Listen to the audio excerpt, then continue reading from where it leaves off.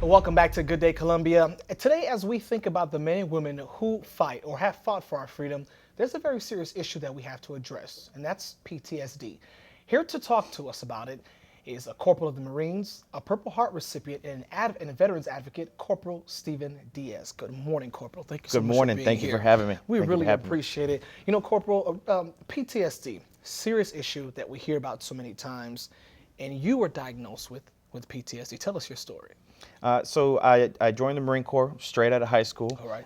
Not a unique story. There's a lot of stories like that. Okay.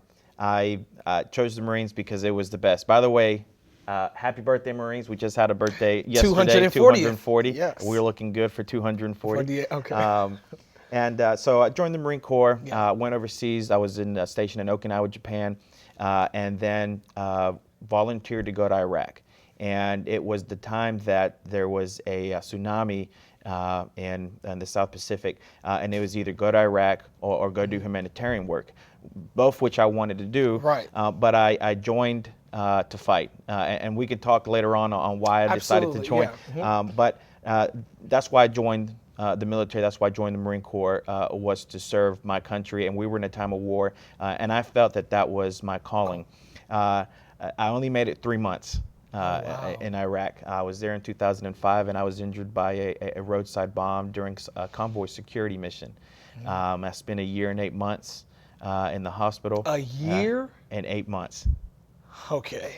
All right. That's a long time. And that's another story. I was stationed. I was pretty much stationed in that hospital. Oh, wow. And And what now was I'm that? here. So, when did you first find out that you had PTSD?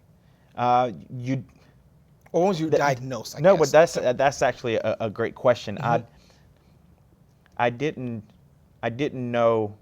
How about this? I didn't know because I didn't know. Does that make sense? That does make, yeah. Gotcha.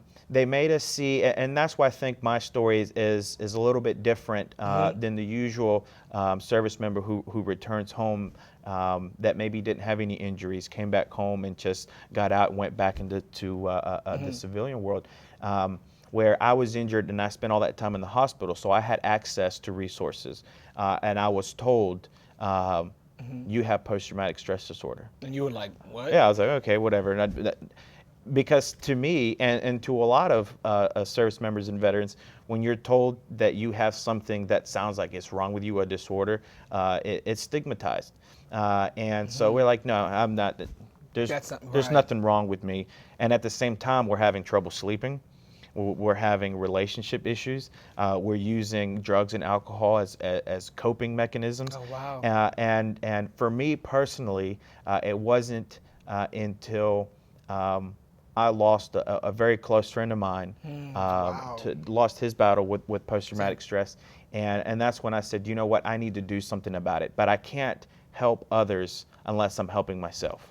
Really quick, Corporal, we would like to have you on the show a little bit longer, but about 30 more seconds here.